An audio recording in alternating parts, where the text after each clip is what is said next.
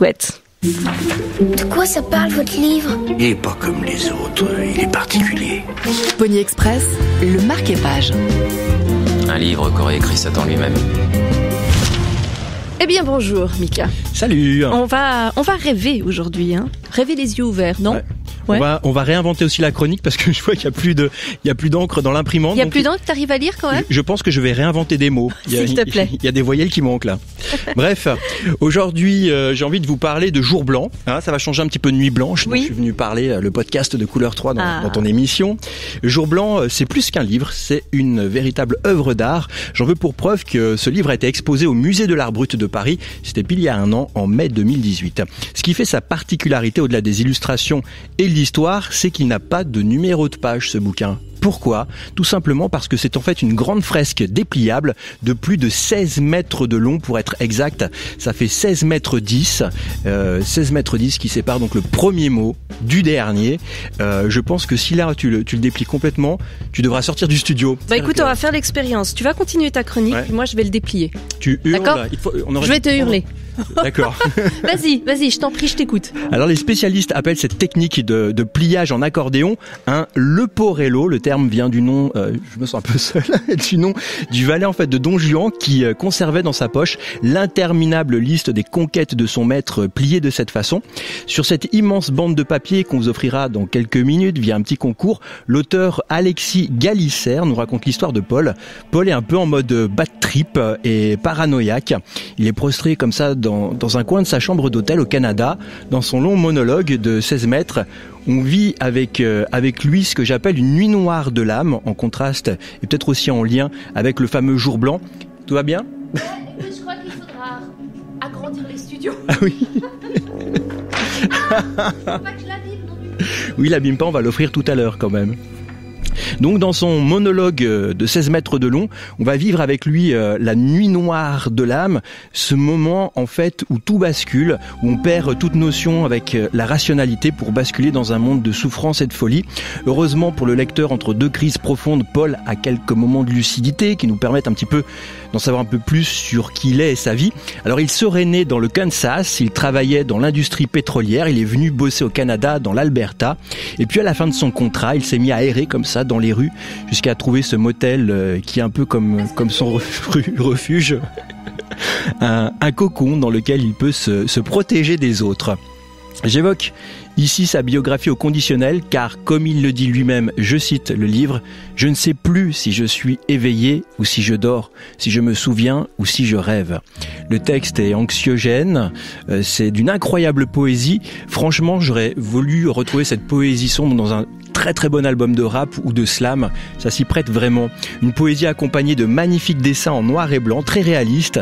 C'est d'une beauté à couper le souffle. Certains dessins s'étalent sur plusieurs pages, comme une grande fresque dans laquelle il y a un homme, sûrement Paul d'ailleurs, qui semble perdu dans ses délires et dans ses souvenirs d'enfance. Il y a de la douleur, de l'intensité, du mystère dans ces illustrations grand format. La seule chose que je regrette un peu, c'est que pour des raisons purement et simplement techniques, il n'a pas été possible de faire une grande fresque de 16 mètres de long avec une seule feuille de papier. Du coup, il y a plusieurs collages qui, hélas, ne permettent pas de faire un ajustement précis au niveau de la jointure et donc aussi du texte qui s'étale sur 2 pages. Et donc, des fois, il y a un petit peu un décalage, faut raccrocher les mots et l'histoire. La vie tourmentée de Paul qu'Alexis raconte, eh bien, il voit un petit peu ce Paul comme son double littéraire, avec quelques nuances quand même, parce qu'Alexis ne travaillait pas dans l'industrie pétrolière, mais il a été architecte, puis styliste, puis ensuite il est passé du dessin technique plutôt au dessin artistique, en publiant ses livres, dont Jimmy aussi, qui est une sorte aussi de miroir de Paul, et ce bouquin Jimmy est sorti en 2006. Okay. J'aime aussi beaucoup le titre de cette œuvre, Jour Blanc, qui évoque ce moment où l'on ne voit plus rien, tout est blanc, tout est confus, on perd un petit peu ses repères. Ouais. Autre indice sur le contenu de Jour Blanc, c'est quelques mots de l'auteur en 4e de couverture, c'est-à-dire à 16 mètres de nous.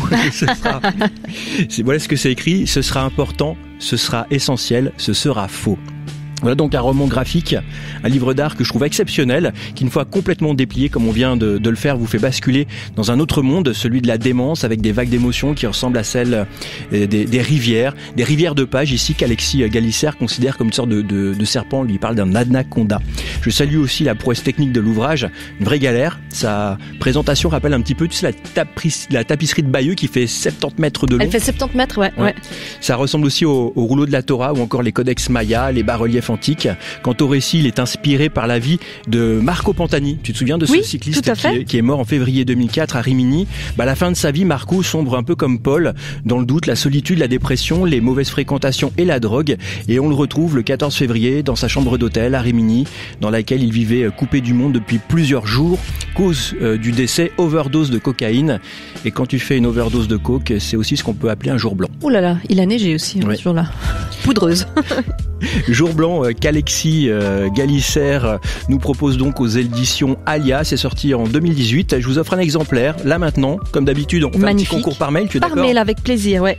Voici la question. Choisissez la couleur de votre choix, autre que le blanc, et dites-nous à quoi correspond le jour qui va avec. Par exemple, le jour bleu, pour moi, c'est piscine. Ouais, au jour rouge. Voilà. C'est tous les 28 du mois, c'est juste, c'est ça que tu voulais dire? Ouais, tous les 28 jours, mais pas forcément les 28 du mois, exactement. Moi, j'ai trouvé un autre exemple, le jour cyan. Oui. C'est le jour où tout me fait scier. Ah, c'est beau ça. Voilà. C'est très très joli, astucieux. Très bien, alors vous nous faites ça. Vous nous écrivez à ponyexpress@couleur3.ch, ponyexpress@couleur3.ch. Vous dites un gentil mot à Mickaël, qui vient quand même toutes les semaines nous parler de bouquins et qui se démène comme un fou pour vous trouver des livres assez rigolos. D'ailleurs, on peut dire que toutes tes propositions marque-page, elles sont disponibles sur l'application Couleur 3 quand même, voilà. Et sinon, je suis prêt à échanger ce livre contre un tonnerre d'encre. Un tonnerre d'encre, oui.